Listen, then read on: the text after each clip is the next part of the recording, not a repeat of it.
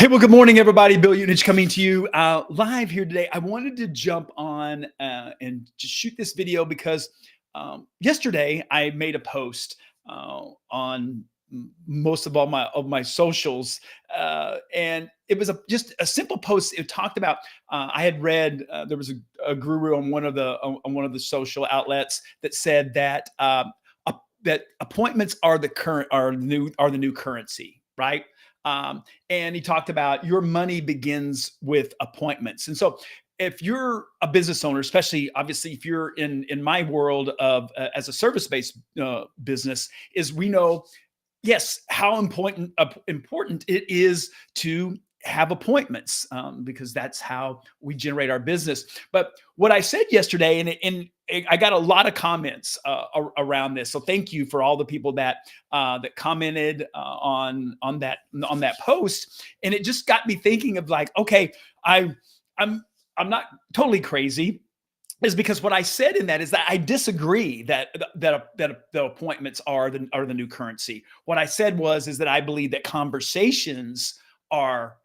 I don't think they're the new currency. I think conversations have always been the currency, and I think the challenge of it is that as business owners is that we get caught up, and I talked a little bit about this in the post yesterday, is that we want to kind of like outsource this, because this is the thing, right? If you spend any time, obviously, on social media, listening to watching anything, it was just a big deal that was just happening the other day. This DeepSeek is, a new AI. It's rival to to Chat GPT of, having AI and, all the things that this will do, that you can have bots and all of this. And again, I want to reiterate, I'm not anti AI. I use Chat GPT myself. I have automations inside of my CRM that make things, be able to process things easier, right? To disseminate some information.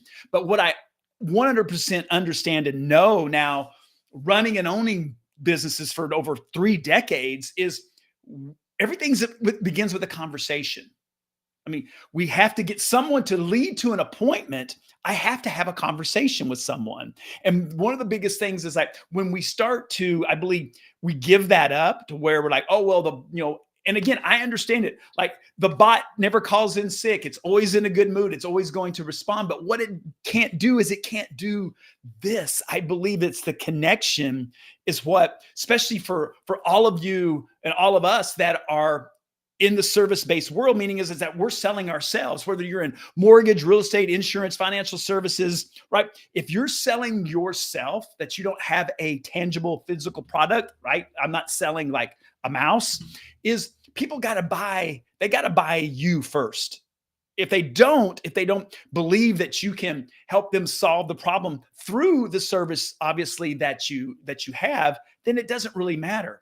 Because it all goes back to people want to do business with people they know, they like, and they trust. And for us to be able to do that, there's going to be a conversation somewhere along the line in order to do it. And I just see here lately, it's just like, this is the buzzword of all of this, is like, I get contacted a lot. It's like, hey, do you want to, outsource your lead generation and, all of these things. And we've got, these bots that will take care of that. And I get it. A lot of them I can get my voice mimicked by AI that sounds, sadly and crazy enough, that sounds like me, that can do this work for me. But the difference of it is that it's still not me, right? I can train it. I can do all of these things. And so what I wanted to just kind of get on and just kind of share is just as understanding is that as if we get into a new year, obviously with everything that's changing and things that are happening, all around us, is I still believe that people want to do business with people. And I believe that technology obviously plays a role in helping us to be successful. I don't need to probably go over that again. I think you understand where I stand on that. But I want us to make sure that we're not giving up, that we're not doing the things that are going to really, really move the needle in our business. And that's the whole piece of this, is being able to stay connected. Right? If you're watching this and you're in the service-based industry, is understanding you hear me talk about it because it's what I do. It's what I coach people. I wrote a book about, right? Referrals, about building, a referral based business, because what I understand now in 3 decades of doing that, it's the relationship, right? It's people wanting to be in relationship.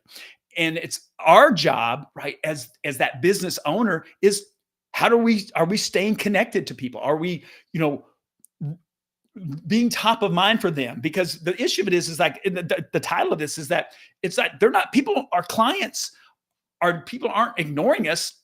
They're just not thinking about us. And the reason a lot of times they're not thinking about us is because we're not connecting to them. And whether that's through a bot or through that's your own contact with them, is we just get caught up of looking for, like, you know, the next piece of business versus understanding the power of the people that already know, like, and trust you. And this is what we talk about, you know, in building a referral business, is not forgetting about those people. It's staying connected with those people on a consistent basis and bringing them value. So they are thinking about you when they talk to someone and someone's like, man, I got to find a new financial advisor, or I got to, you know, I need, you know, my insurance, you know, agent I haven't heard from, you know, in, you know, forever. And when there's an issue that comes up, it's like, because if you stay top of mind for them, it's going to increase the future opportunities. But it all comes with staying connected. It comes through having consistent conversations with people.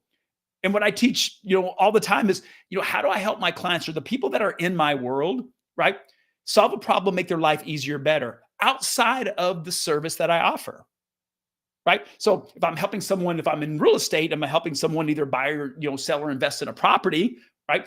That's great. But then after that transaction closes, then it's like, what else am I doing? How am I helping them so that I stay top of mind for them? Because so many times we become a secret agent and we just kind of go away, or a secret business owner. We're like, oh, hey, it was a great transaction. Thank you. I appreciate it. And then we're over here, right, looking for the next new person, when that person that we just did business with us might, and more than likely probably knows that somebody in their world, it was on average, everyone knows 250 people, that they might be able to refer them to us.